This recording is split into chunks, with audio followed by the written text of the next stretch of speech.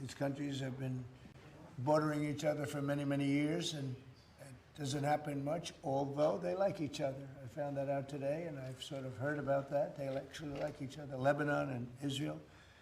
And we had a great meeting with the very high officials of Lebanon and very high officials of Israel, and we think that the president of Lebanon and the prime minister of Israel over the next couple of weeks will be coming here. They've agreed to an additional 3 weeks of, no firing, ceasefire, no more firing. Let's see.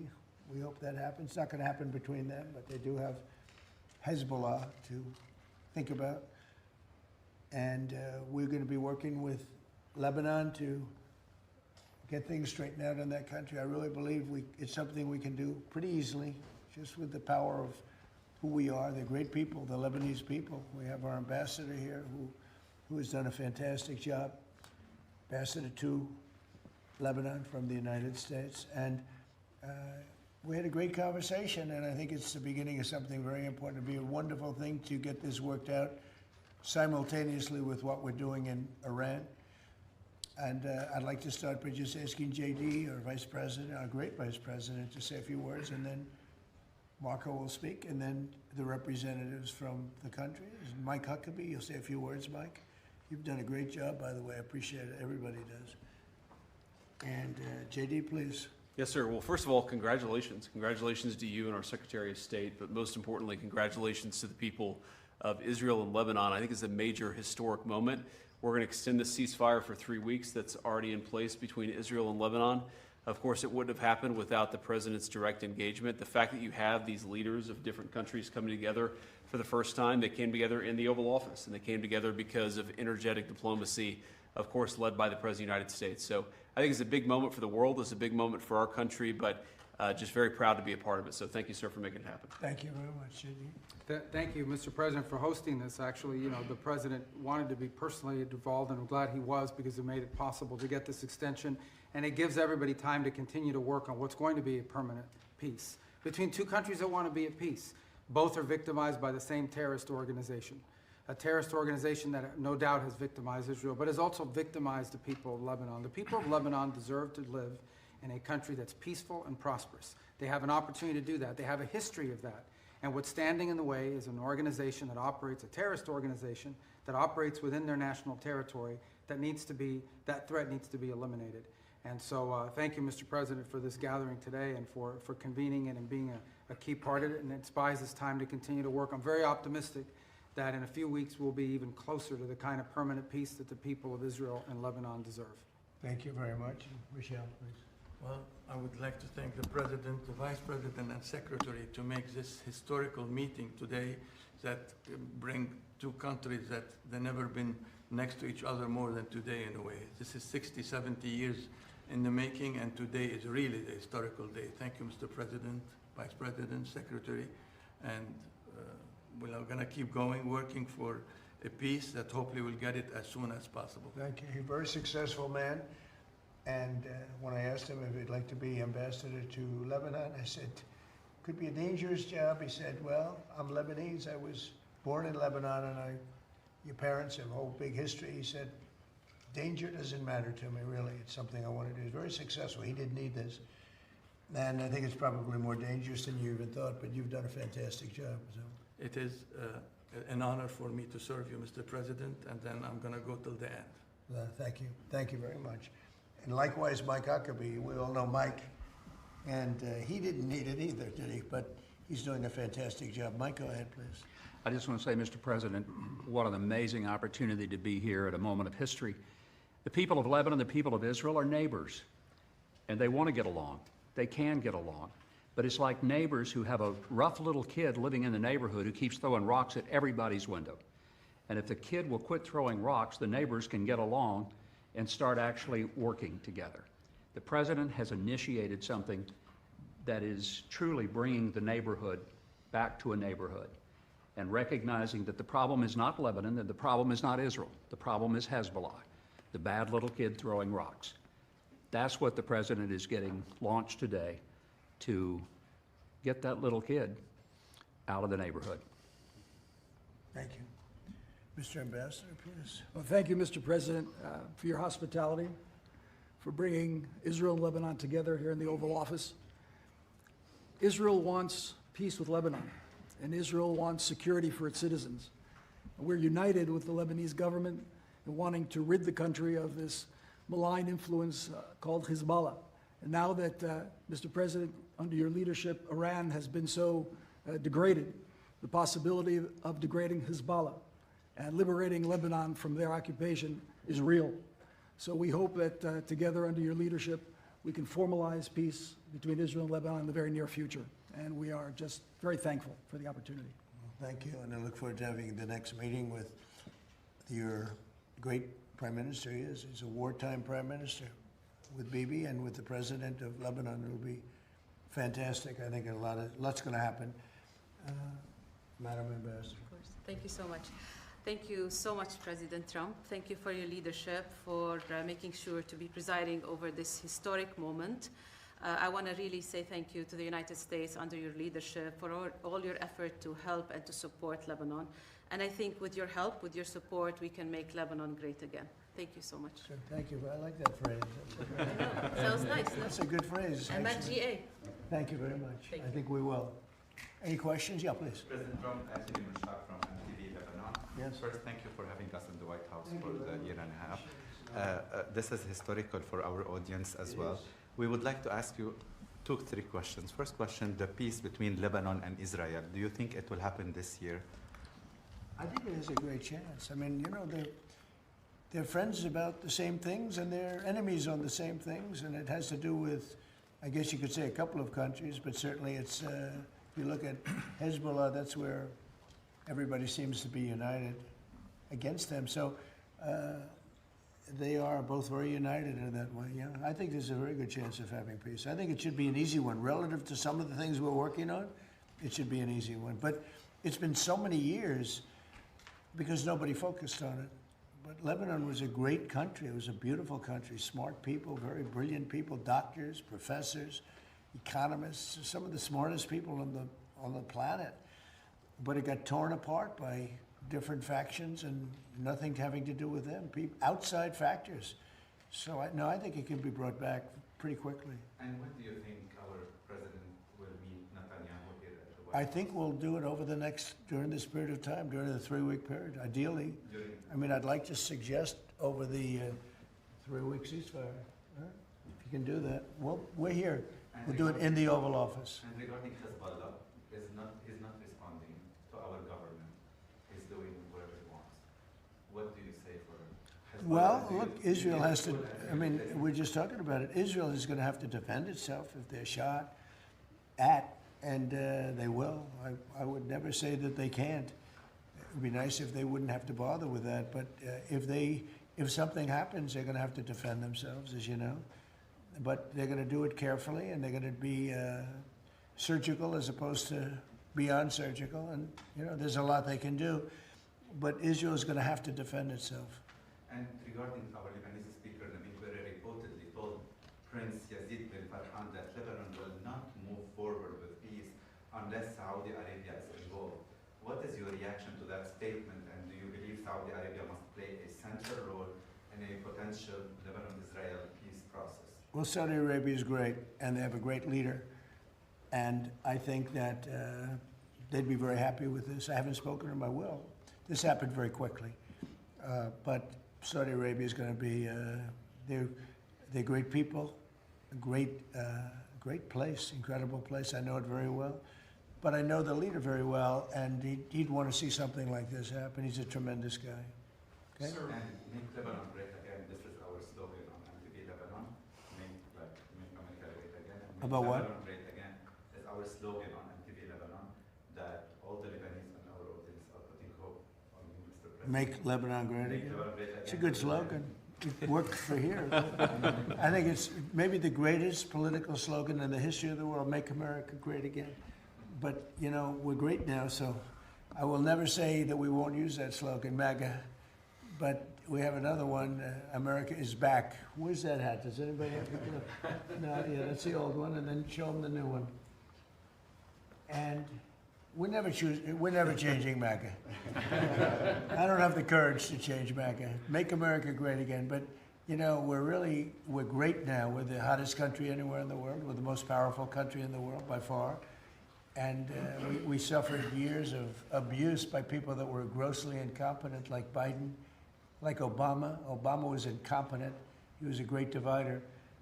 And we're a great country again. We're respected all over the world. That's why this happened so fast. I mean, it can happen fast. Thank you. Sir, the funding that Hezbollah gets from Iran, is Iran going to have to cut that off to do a deal with you? Yeah, they'll have to cut that. That's a must for you. Yeah, sure. That's a must, yeah. Mr. President, apparently there was a Special Forces soldier who was involved in the capture of Venezuelan President Maduro, who was arrested by federal authorities today on suspicion of insider trading and betting on Polymarket. Are you concerned that federal employees are betting on these prediction markets and potentially getting rich? Well, I don't know about it, but was he betting that they would get him or they wouldn't get him? It sounds like he was betting on his removal from office, that Maduro would be removed. Well, that's it sounds like interesting. he was involved in the operation. That's like Pete Rose betting on his own team. It's a little like Pete Rose. Pete Rose, they kept him out of the Hall of Fame because he bet on his own team. Now, if he bet against his team, that would be no good, but he bet on his own team. I'll look into it, yeah? There are also bets that are being placed as well on the Iran conflict too, and there have been some trackings where people suspect that there's insider trading happening on these prediction markets around the war. Are you concerned Well, about you know, the whole world, unfortunately, has become somewhat of a casino. And you look at what's going on all over the world, in Europe and every place they're doing these betting things. I was never much in favor of it. I don't like it conceptually, but it is what it is. No, I think that I'm not happy with any of that stuff, but they have all these different sites. They have predictive markets. It's a crazy world. It's a much different world than it was. Please. We talked about the Fed's renovation. Can someone other than the Justice Department find out the things you said you wanted to learn? Well, could. I mean, look, it's pretty easy. When you look with Jerome Too Late Powell, I have a real problem because he should have been lowering interest rates a long time ago. And despite that, we fought through it, and we have the greatest economy we've ever had. You take a look, I mean, I don't know what the market is today, but we've broken every record over the last few days. And this is during a military operation or a war, whatever you want to call it. It makes no difference as far as I'm concerned. But we have this unbelievable economy. The S&P has a new record. The Dow is right at a new record. We already broke the record with the Dow. People said it wouldn't happen in 4 years. They said in 4 years it won't be able to be possible to break 50,000, and we broke it with the Dow. And I'm actually a little bit surprised that we're breaking it constantly, even now, during this conflict. Because when we broke it, I called a lot of the people here. I called JD, I called Marco, I called Howard, I called Scott. I said, I hate to tell you fellas, but we have to do a little bit of a detour. We have to go to Iran and make sure they don't have a nuclear weapon. We had just broken every financial record. And the amazing thing is we continue to break them even during the war. Now, fuel went up, but I thought it would have gone up much more. And a lot of ships are coming to the United States, and they're using the United States instead of the Hormuz Strait. Amazing things are happening. Our country is amazing. You know, we don't have an oil shortage. We drill, baby, drill. We are right now producing more oil than Saudi Arabia and Russia combined. Did you know that?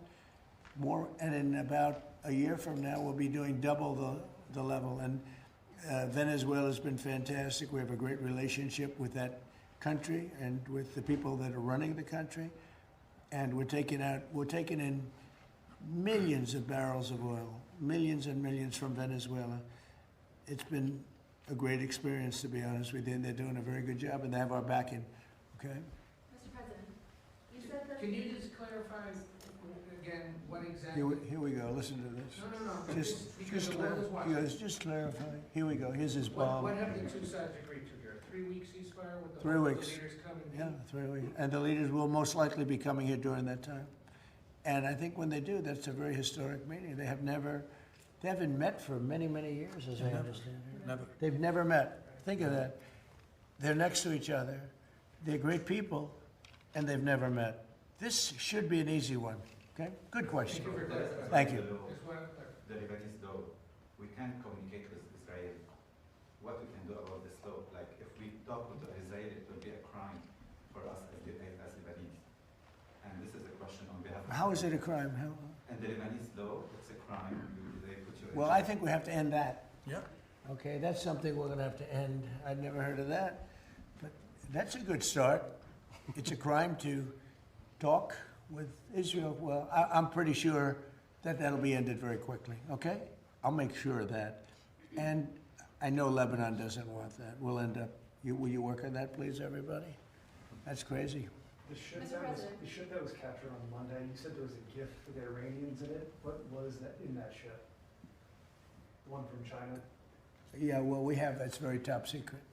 Yeah, there was stuff in there, but it's top secret. I'd like to let you know, that's a good question. That's one of those little questions where, oh, this is not good. No, it's, we have a lot of things that we got.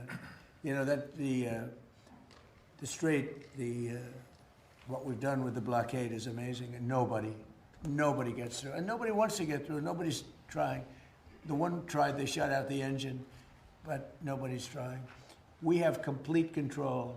Now, they can drop their mines in there and do all those stupid things. It's just going to take longer for them to make money because the mines are going to affect them much more than they're going to affect us. But and we don't know that they're doing that, but they could be that they're doing that. If they're doing it, it's a very foolish thing to do. Just like for Iran to shoot at Saudi Arabia, UAE, and Qatar, and Kuwait, Bahrain, all the different places they shot. Nobody expected that. They thought they'd shoot at Israel in all fairness, but you didn't expect they'd be shooting at numerous other countries. I think it was a big mistake.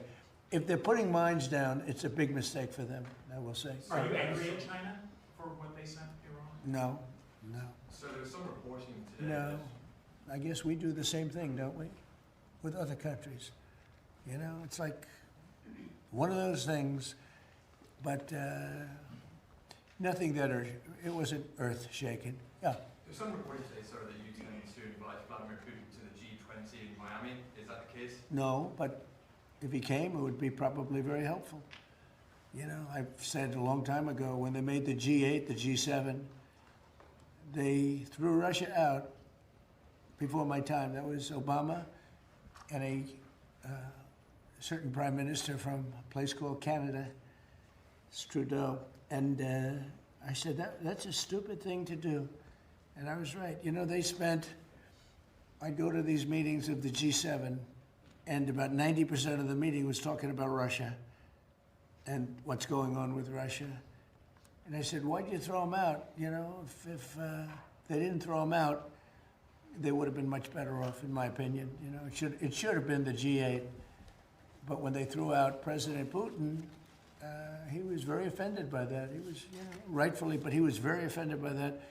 I venture to say you probably wouldn't be having these problems if you didn't throw him out. Okay? So he's not coming to the G20, as far as you're Not that I know of, but because there are senior administration officials being quoted in news reports this afternoon that says the Russians are being invited to at least ministerial meetings. You're saying being invited as opposed to coming. I don't know of the invitation, but if he were invited, I don't know. Would you like to Hey, come? I'm of the opinion that you talk to everybody. I'm not one of these guys who say, oh, let's not talk to him. You know, there's a war going on. Let's not talk to him. I like talking to everybody.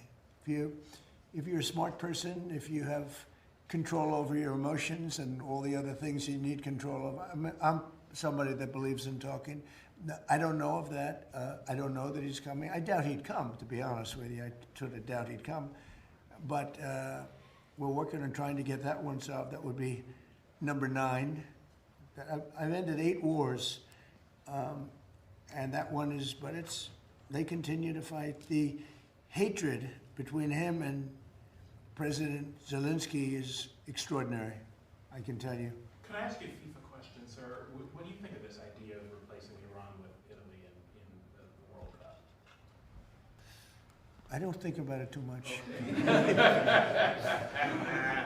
That's an interesting question. Let me give it, you know what? Let me give it that a little thought. Is that what they're doing? They're thinking about replacing it? Apparently it's a proposal. Let Marco make his poly. Marco, could you make a statement on that, please? What do you think of? Yeah, there's nothing from the U.S.'s told them they can't come. I mean, the problem with Iran, it would be not their athletes. It would be some of the other people that would want to bring with them, some of whom have ties to the IRGC. We may not be able to let them in, but not the athletes themselves. But no one's, I don't know where that's coming from, other than speculation that Iran may decide not to come, and then Italy would fill their spot. But that's, if they decide not to come on their own, it's because they decided not to come. What they can't bring is a bunch of IRGC terrorists into our country and pretend that they're, you know, journalists and athletic trainers. Sir, is the government going We to would buy, not want to affect the athletes. Yeah. is the government going to buy a stake in Spirit Airlines? So Spirit is an airline that's had some trouble. They were going to merge with People Express, or one of them, a number of years ago, and Barack Hussein Obama decided it was a bad idea. How did that work out? It's bad for both of them. That would have been a natural merger. Not United and American, but Spirit and the other. We're looking at helping them. We have 18,000 people that live in this country that are great people and great employees, and we're thinking about doing it, helping them out, and meaning bailing them out or buying it. I think we just buy it. We'd be getting it virtually debt-free. They have some good aircraft, some good assets, and when the price of oil goes down, we'll sell it for a profit. I'd love to be able to save those jobs. I'd love to be able to save an airline. I like having a lot of airlines, so it's competitive. So we are looking at Spirit. It's in a bankruptcy. It's in bankruptcy court, and we're looking if we could get it for the right price. I'd do it to save the jobs, and we have somebody that wants to run it, do a good job, smart person. And if they run it properly, and if prices come down, all of a sudden it's a valuable asset. Mr. President, And they have some very good slots too, which are pretty valuable. You will visit Lebanon and visit Ambassador Isa to the embassy, because we're building a huge U.S. embassy in Lebanon. Are you going to plan to launch it or open or attend it for the opening? You want to answer that?